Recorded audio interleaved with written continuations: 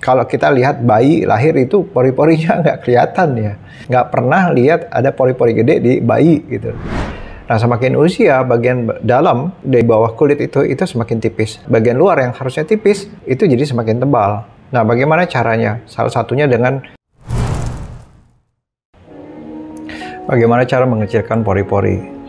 Pori-pori itu sebenarnya satu aliran ya dari dalam di bawah kulit sampai keluar. Jadi harus memang ada pori-pori karena harus ada yang mengeluarkan sesuatu dari dalam sampai keluar kulit. Yang biasanya itu adalah kelenjar keringat yang kita keluarkan. Nah, jadi ada pori-pori yang kecil, ada yang halus, kecil, rapat, kecil gitu ya. Ada juga yang besar. Sebenarnya ada pengaruhnya sih kecil atau besar itu dengan sesuatu yang pengen keluar. Misalnya kita pengen pengen banget nafas gitu karena kita kecekek, susah nafas, kita buka mulut kita segede-gedenya karena kita kepengen nafas yang gede gitu ya, yang besar. Kalau kita lihat bayi lahir itu pori-porinya nggak kelihatan ya, nggak pernah lihat ada pori-pori gede di bayi gitu, karena mereka kecil-kecil sekali pori-porinya, masih sehat, masih kecil, masih sehat. Kalau semakin usia semakin pengen ada sesuatu yang dikeluarkan dari dalam, jadi besar pori-porinya. Jadi ada pengaruh dari pola hidup atau lifestyle kita sebenarnya pori-pori itu. Nah, bagaimana cara mengecilkannya pori-pori tadi selain pola hidup sehat ya? Dari luar ke dalam ada lapisan-lapisan kulit. Bagian luar itu bagian yang kita sebut stratum corneum. Kemudian di bawahnya lagi ada yang lebih tebal lagi, yang di situ juga akan ada kelenjar keringat dari situ. Dan di situ juga akan keluar bulu-bulu atau rambut halus dari dalam. Nah, semakin usia, bagian dalam dari bawah kulit itu semakin tipis. Bagian luar yang harusnya tipis itu jadi semakin tebal. Nah, bagaimana caranya? Salah satunya dengan cara memproduksi lebih banyak kolagen di bawah kulit kita. Kolagen itu adalah kumpulan dari peptide yang tadinya berasal dari asam amino atau yang kalau kita makan protein ya. Yang kalau kita makan protein itu dia akan membentuk sel-sel termasuk di bawah kulit kita. Kita mesti tebalkan kolagennya. Jangan lupa dengan sunscreen. Jadi sunscreen penting sekali untuk melindungi kolagen di bawah kulit kita. Jadi kita nggak mengandalkan banyak moisturizer, banyak serum, tapi kita tidak proteksi yang kita udah bangun di kulit kita itu dari sinar matahari. Karena sinar matahari bisa merusak kolagen. Kemudian kita harus bangun kolagen tadi. Cara membangun kolagen yaitu dengan pola hidup sehat. Jangan banyak pekerjaan-pekerjaan yang merusak kolagen kita, misalnya terlalu banyak berpikir, terlalu banyak stres, dan terlalu kurang tidur. Itu akan merusak kolagen kita. Kapan kita membentuk kolagen? Sama pada saat growth hormone kita berkembang. Growth hormone kita keluar.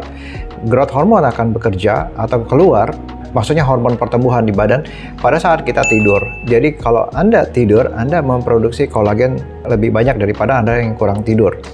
Jadi jangan kaget kalau Anda kurang tidur, kulit Anda gampang keriput, gampang mengkerut gitu, gampang keriput, gampang mengkerut. Dengan kolagen yang lebih banyak dan lebih tebal, pori-porinya akan mengecil.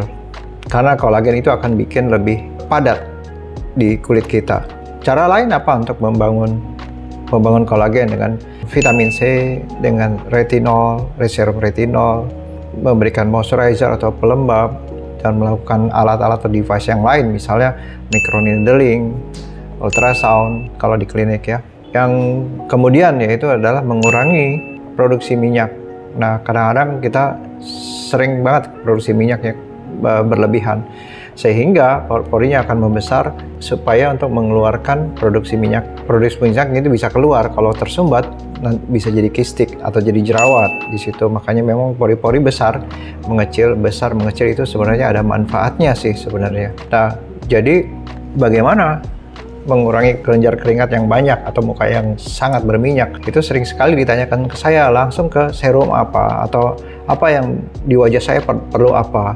Biasanya ada hubungan dengan lifestyle. Terlalu banyak gula, konsumsi gula, karbohidrat, dan kurang tidur akan membuat inflamasi atau peradangan termasuk di bawah kulit, sehingga kulit akan mengeluarkan minyak yang lebih banyak. Jadi pola lifestyle juga diperbaiki. Kemudian cuci wajah. Kalau Anda terlalu berminyak, wajahnya jangan terlalu semangat untuk cuci wajah, memakai cuci wajah yang bikin Anda keset. Jangan. Nanti begitu keset, kulitnya akan berontak lagi karena dia bilang, karena saya nggak mau keset, kata kulitnya. Kita pengen keset tapi kulitnya nggak mau keset karena dia mau proteksi dirinya sendiri. Dia keluarkan minyak lebih banyak untuk menambahkan ketebalan di atas kulit supaya nggak gampang iritasi, sehingga dia keluarkan minyak lebih banyak. Begitu kita cuci wajah dan kemudian kita seneng banget karena kering dan ketat dan keset gitu ya, tidak lama minyaknya akan keluar lebih banyak lagi. Jadi cuci wajah tetap pakai yang lembut. Dan bagaimana cara mengurangi produksi oil? Anda bisa pakai niacinamide, Anda bisa pakai niacinamide serum, Anda bisa pakai moisturizer yang cukup, jangan terlalu berminyak juga ya. Kemudian Anda bisa pakai juga retinol untuk mengurangi produksi minyak di wajah Anda. Dan Anda juga bisa pakai exfoliating dengan menggunakan BHA, karena BHA dia akan mengurangi produksi kelenjar minyak Anda. Dan lakukan itu seminggu sekali atau 2 kali seminggu saja. Kemudian caranya yaitu dengan mengurangi bagian kulit luar. Semakin usia semakin tebal sehingga kita mesti kurangin supaya tidak ada gap yang tinggi antara bagian kulit luar dan bagian kulit dalam. Nah, dengan cara dermabrasi, fractional gitu, itu Anda bisa lakukan kalau di klinik. Cara lain tadi dengan salah satunya adalah exfoliating dengan AHA, glycolic acid atau lactic acid serum yang bisa lakukan sekali atau 2 kali seminggu, dan sekalian juga dengan serum BHA. Jadi Anda tinggal cari aja serum exfoliating yang mengandung AHA dan BHA. AHA bekerja di luar, BHA bekerja di dalam. Gunanya untuk menipiskan bagian luar kulit dan untuk mengurangi produksi kelenjar keringat. Nah, terus gimana, apa yang kita lakukan sehari-hari? Pola makan ya, kurangi karbohidrat, gula, kemudian tidur cukup, harus cukup paling tidak 6 jam, paling sedikit 6 jam. Kalau Anda sedang banyak jerawat, kalau bisa tambahin 8 jam sehari, tidur sehari. Kemudian aktivitas juga jangan berlebihan ya. Jadi kalau terlalu banyak aktivitas dan kurang istirahat, badannya akan meradang, saraf simpatisnya akan berlebihan di badannya.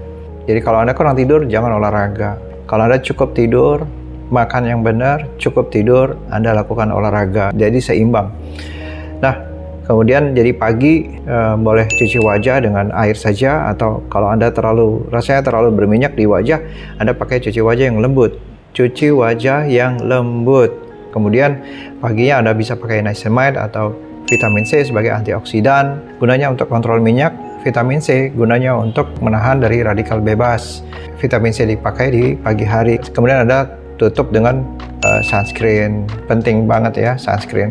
Kemudian malamnya Anda bisa cuci wajah, karena Anda bisa dari luar pasti kotor. Lakukan cuci wajah dengan sabun yang lembut dan kemudian pakai retinol.